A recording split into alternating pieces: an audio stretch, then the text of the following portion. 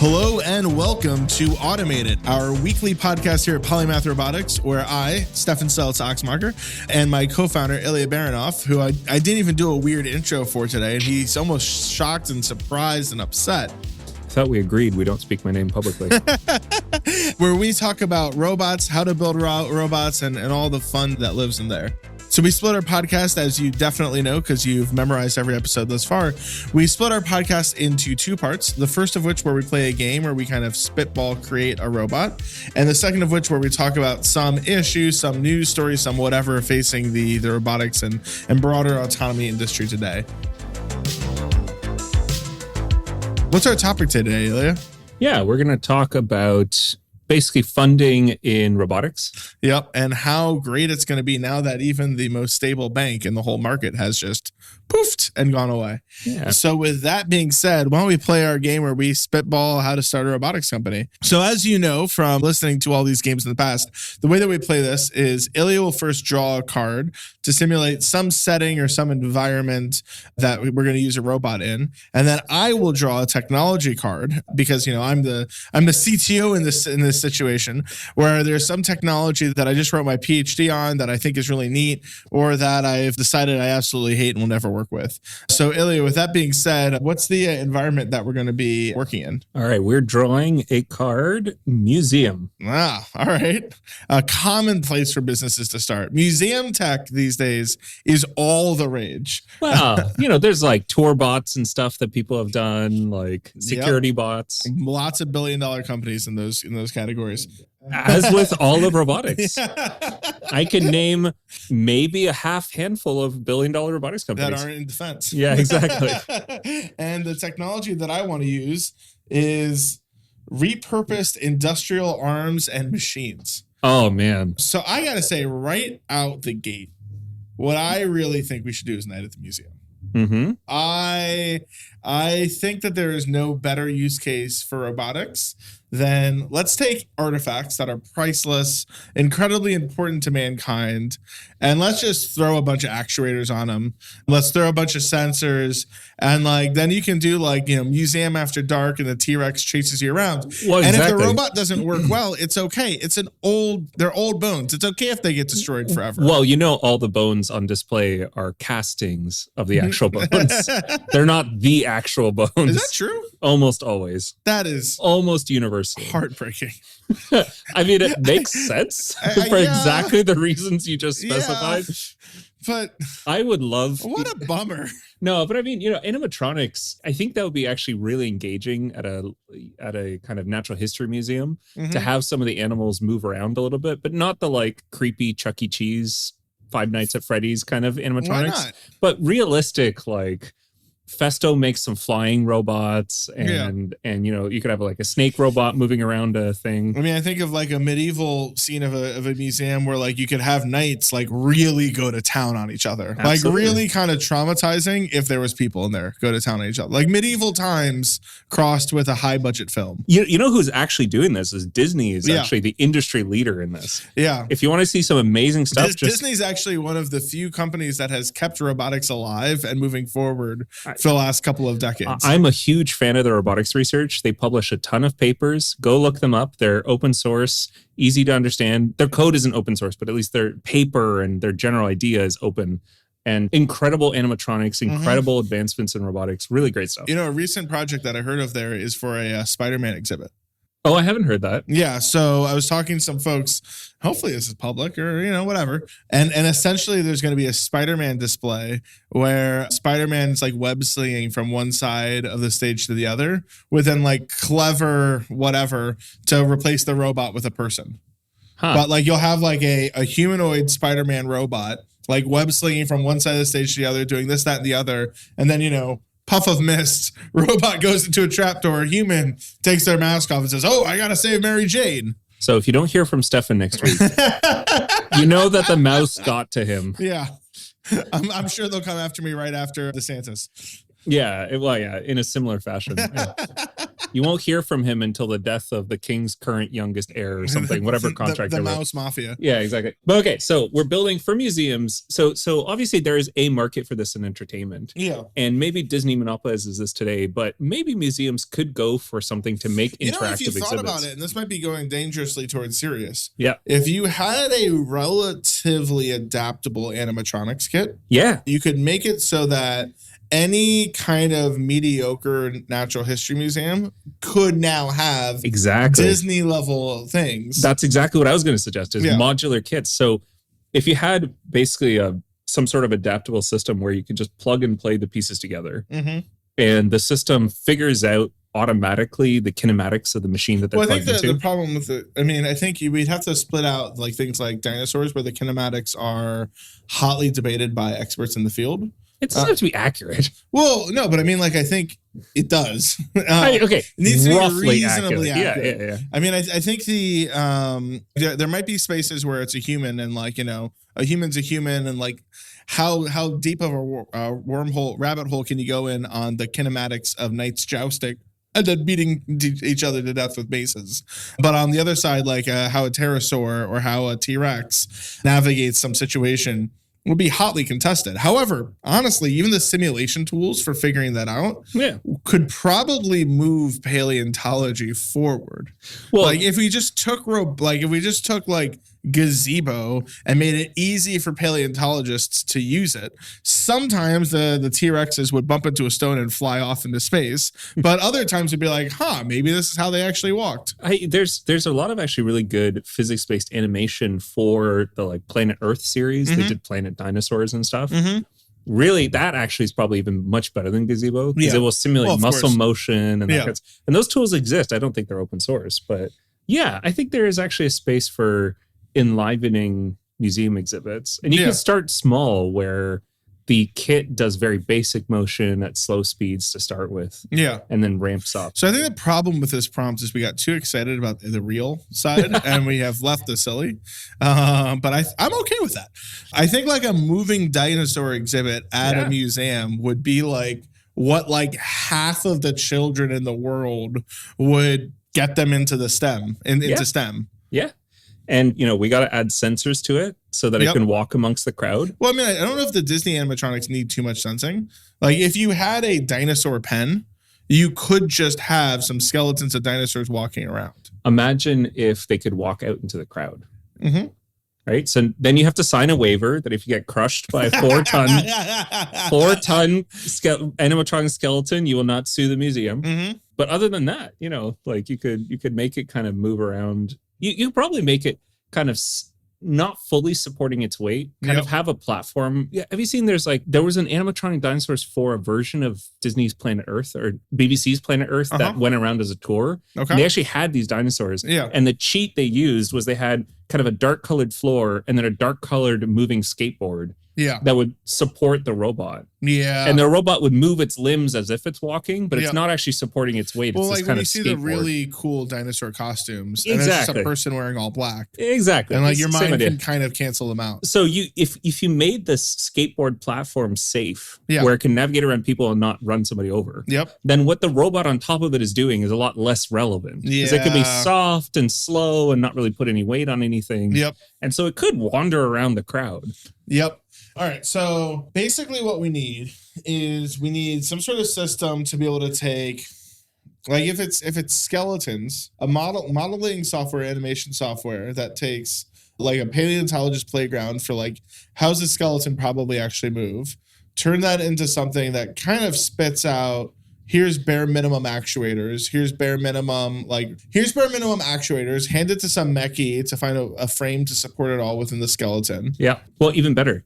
One more plug for Disney, by the way, because I'm a huge fan of them. One of the things that they opened up is research where you give it an animated walking model and it'll automatically generate cam motion so that a single motor can animate this very complex motion for toys and things like that.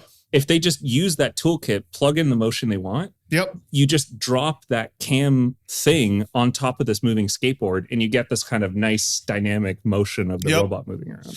So, how much actuators like this cost? How much? What are you looking at here? The Disney approach of the cam, you'd only need one motor. One industrial motor would be like few $1,000. That's it. But Because then it cams everything else, like through push rods, basically. It's almost like a clockwork kind of. But then if it's just push rods, it can't do too much dynamic stuff. Then it starts being a machine and not a robot. I mean, I think if it's a robot, it can kind of like look at people, follow specific people through the halls, yeah. make some kids cry. Those are key robot behaviors. If you make the base like a basic AMR, you're probably talking about like 10, 15K. Yep. And then per joint, you'd probably have another 1,000. Okay. Rough numbers, right? Yeah. So if a skeleton would need, 30 joints. Yep. 30K plus 15K plus another few K for compute and sensing. Yep. Yeah, 50K-ish. Yeah, which means like realistically, costs, right? Not with all the engineering, with all like the still one-off engineering you'd need, you could have a $250,000 live product. Dinosaur. Yeah. Which would be neat. Which would be super neat. Yeah. If you want to build that, talk to us for the mobile base. Yeah. We will. I would claim we do it pro bono. Yeah. Just for the coolness. Yeah. I think I want to see a dinosaur move. Yep. Yeah. So accidentally, we started a real company. Yep. What's the name of this company, Stefan? It's going to have 3,000 in it. I think just like dinosaurs from the year 3000 BC. No. They weren't there. 3 million BC. 300 million BC. I'm getting my numbers confused. There's some paleontologist who we lost all credibility with. Yeah, 3000 BC. I subscribe to the Book of Genesis. Yeah, I think more of what it is it's day at the museum. Yeah. There you go. 3,000. 3,000 million years. Cool. Well, that being said, why don't we go into our segment? And this week, what we want to talk about is what's going to happen to startups and the robotics market. So to recap, going backwards, or starting from a year ago, interest rates went up. Money pulled out of the venture capital market writ large.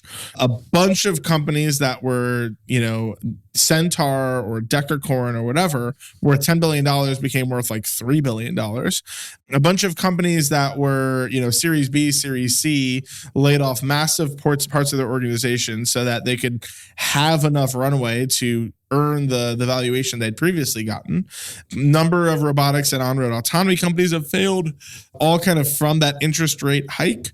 And then recently, Silicon Valley Bank collapsed. And that might seem like that's just a bank, or, those startup people, they got what they deserved with their risky investments in T-bills. But realistically, one of the main things that SVB offered the robotics ecosystem was venture debt to fund bills and materials.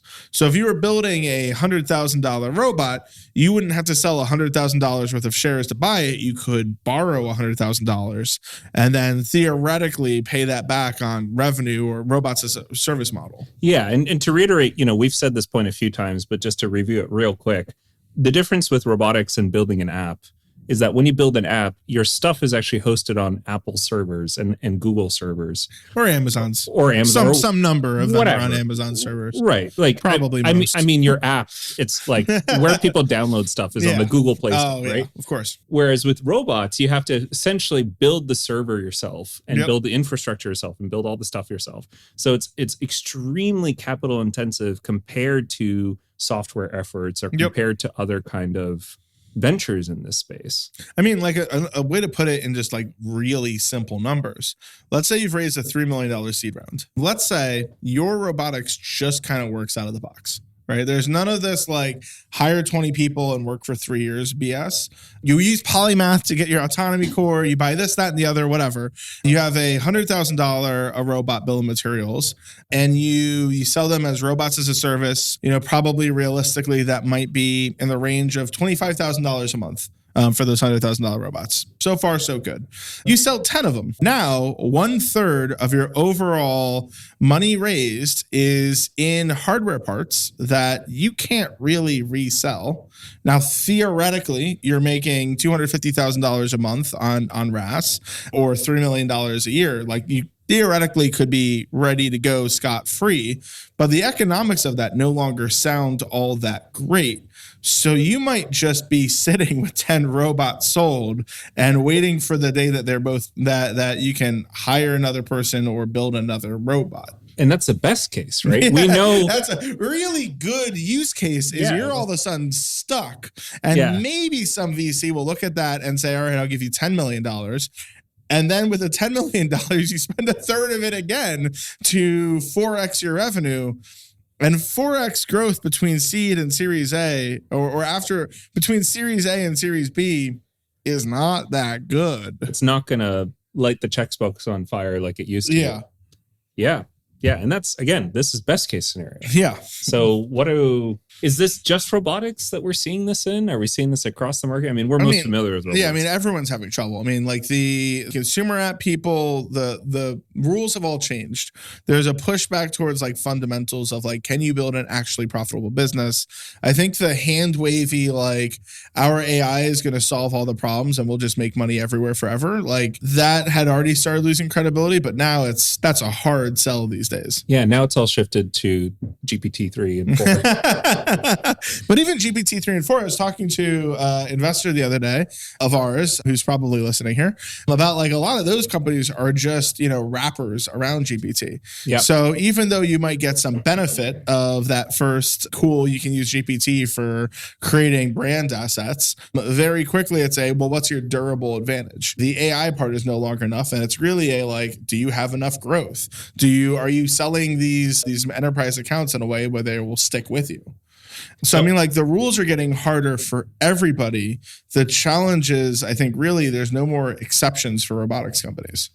Yeah. It used to be that if you had a really great idea or even a concept, you could get kind of some funding. Yeah, if you had the right set of people on the team with a nice hand wavy pitch, you could get $10 to $40 million. And while I'm sure there will still be another deal or two like that happens, to be the exception. It's going to be the incredible exception. So now it's all about like, how can you actually get a business going quickly?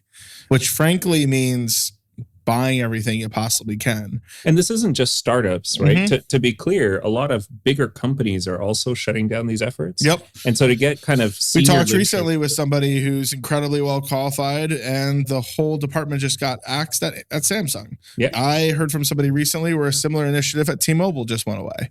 A lot of these companies who were vaguely interested in robots and how they connect to other pieces of technology are now focusing on, hey, what can we do to make money? Yeah. And in those cases, you could kind of think of yourself as a smaller prototype startup trying to get buy-in from your senior leadership to fund your effort. Yeah. And the appetite, even internal to big companies, to fund the nebulous goal is no longer there. Yeah. And like, when will it work? We're making good progress. As a customer of ours once said, they're not particularly interested in seeing an autonomous tractor yet again. Now they want to see something that actually works and works in the field and creates real value. And I think the moving from point to point being impressive phase is gone. Now what customers want to see is how does this move my bottom line? How does this decrease our spend and make us more money? And what investors need to see is, why is this going to work when so many people who seem so smart have been unable to make so much work? Yeah. Kind of along that line, you're getting a lot less of every engineer here is brilliant and we're going to build all of it ourselves. We have some key insight that will revolutionize the way that you do navigation. I mean, even on the engineer side, I mean, I think we're going to see a bunch of reductions in comp over the next couple of years. If you think about it, the stereotype of startups growing up was you made crap money, you had crap work-life balance, you worked all the time. However, you got to do really cool things and progress quickly, and you got a bunch of equity. There was this wonderful decade that we just wrapped up where not only did you get a bunch of equity, you got to progress quickly, you also got great work-life balance, and you start getting paid a whole bunch. That situation was so good that kind of every other company in the world stopped being able to hire engineers. So they all started matching startup lifestyle and pay and this, that, and the other. It was a great time to be an engineer. Around 2015, 2016, a bunch of embarrassing stories came about tech companies where in all this race for engineering talent started having big gaps between engineers and other roles. Those other roles had more women than the engineering department, so those gaps looked like gender disparity pay or disparate gender pay. So a bunch of companies solved that by like paying HR a whole bunch and paying, office managers a whole bunch and this, that, and the other. I think all of that's over. I mean, I think like sadly, we're going to see disparity between different roles increase. I think we're going to see more be asked out of startup employees. I think we're going to see like pay and benefits and this, that, and the other be a lot less exciting and lucrative. And frankly, a lot of people will kind of leave the startup ecosystem to go back to the Intels of the world where, you know, as long as you don't get in trouble, you'll have a job for the rest of your life. Unless you're on the RealSense team. No. I mean, what actually might be interesting is probably the next, I don't know, 24 to 48 months, we're going to see a lot of great robotics professors start. People are going to leave industry and go back to academia. Because it's going to be a nice, safe thing. And like the pay will, you know, not be that uncomparable. So let's say I'm wanting to start a robotics company, despite everything you just said. Yeah. What is my cheat code for this new generation? The cheat code is more that you don't need to do some of the old cheat codes. I think like realistically, if you think about the supersized autonomy companies, they were giving people pay packages of like $800,000, $1 million a year to just come and be, you know, perception engineer 42. That was hard to compete with as a Series A company. That was hard to compete with as a seed company. That was hard to compete with trying to form teams of people. Those jobs, I mean, there still will be some. There will be companies who get this memo later than others, but those jobs are going to go away. Like startups and the big companies are going to be on more equal footing. There's frankly going to be more opportunity to say, all right, yeah, this isn't going to be like a professor gig. However, if this works, we'll make lots and lots of money. And making it work faster is going to be more of the key thing than how do we entice people to create a professorial work environment inside of a startup. And that's kind of exciting. It's going to be like a painful, rocky 3 to 5 years in startups in general, but the companies who come out of it will be really cool. I think, and they'll be really efficient. Yeah. They'll be really focused on what they're doing. And frankly, like the robotics professors that I was joking about, like thinking on the fly a little bit here, they're going to paint a really interesting picture when they go back to academia of never being that much of an academic. You're going to have a lot of people who like left their PhD program or quit their professorship to go be some like VP or director at some startup. Frankly, the whole time they're at that startup, they're acting like they're a VP or professor and they were working 35-hour weeks. But then when they go back to academia, the story they're going to tell is disproportionately going to be a startup story. Is disproportionately going to be we worked so hard all the time, which is going to make the next generation of PhDs to come out of robotics programs not act like PhDs. It's going to make the next generation of like the talent coming into the marketplace being like, let's work all the time and hustle and break rules and, you know, buy, overbuild and do hacky solutions to get robots out the door. To get something ready. And like, that's going to be exciting. Yeah. And I think even on the tech approach, I'm seeing a lot less of robots for robots' sake. Yeah. But it's really, because that is kind of the academic scenario is like, hey, you know, we're a robotics group. We need to solve something with robots. Yep. Whereas it should be the approach of how do we solve this problem? And if the best way to solve it is robots, great. Yep. But if it's not, then probably we should look at what is actually the better approach. Mm-hmm. The example we gave before is, you know, you could have Coke cans on a shelf and a robot arm picks one up and gives it to you. Or you could have a vending machine. I really wanted the robot butler valet, for the record. Yeah. I really wanted it. So I think we're going to see a lot more vending machines and a lot less of these. At least in San Francisco, there's popped up a bunch of these like robot barista companies. Yeah. There's like 3 dozen. Yep. And probably 2 dozen of them will die. Yeah. Because like robot is cool, but the business case isn't there. However, like the last 7 years or so since like 2015 has made a lot of the world excited about robots in a way that's like hard to really appreciate. I mean, I think like realistically, robots didn't exist in popular opinion before 2015 outside of movies. Yeah, outside of the Jetsons. Like there was like, you know, the cool stuff Disney did and stuff in factories that like everyone took for granted, but like people weren't really thinking about it. There was a whole bunch of hype that made it seem like the future is here. We're going to have infinite robots. It's going to be great for 7 years. As that starts to fade away, there's going to be annoyed people who say, but I want the future now.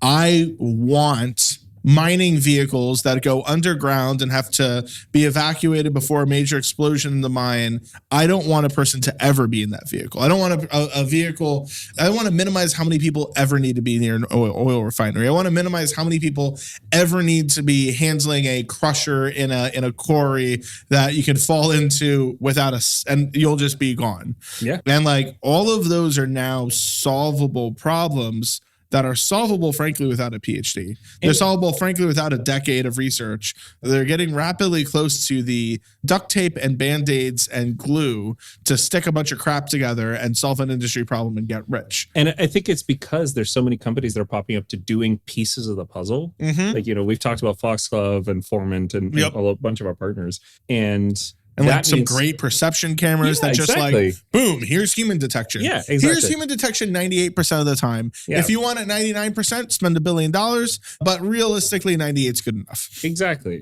And I think again, that turns to the there's a lot of space in robotics to improve things that aren't just moving a robot around. Yep. It is, why isn't there still a good unified health system for robots? Yep. Or a good way to report uptime? Yep. Or even just industry standards on what efficiency in robotics means. And frankly, like from a market perspective, why is anyone ever pushing a cart? Yeah, exactly. Like, especially outdoors. Yeah. But like, why is anyone ever pushing a cart from one place to another in a built environment or outdoors? Especially in like expensive places where that person makes $60,000, $80,000 a year. Yeah. So I think to summarize, I think we're really going to look at least to our view, is a bunch of smaller scale, much more focused startups that do kind of pieces of the puzzle in very specific areas. Yep. Rather than like our car is going to dominate the market and drive everywhere on the planet. Or I recently saw a headline from a well-funded autonomy company saying that after 6 years, they're finally feature complete. Like that stuff will go away. Like they were very proud. We are now feature complete. Which means I can get in the car and it'll drive me anywhere in the world.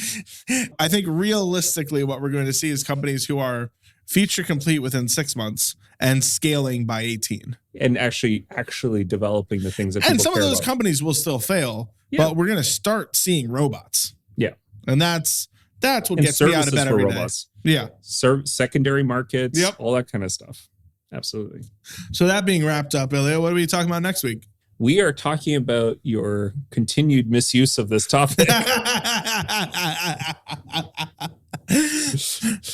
Some upcoming topics that we're thinking about. One that I'm really excited about is a general request for robots page. Oh yeah. So we'll put a link up somewhere if you have robots that you're particularly interested in. Some of the things we're looking at are chipsets that we don't want to build ourselves and we'd love to buy from somebody else, as well as robotic arms for connecting to trucks and things like that. Just general niche things that need robotic solutions that we don't want to build. And we'd love to take your suggestions and put them on that board as well. So feel free to reach out and we'll have a URL somewhere for that. Alrighty. With that being said, thanks so much for joining us this week and we'll be sure to talk to you soon. See you next time.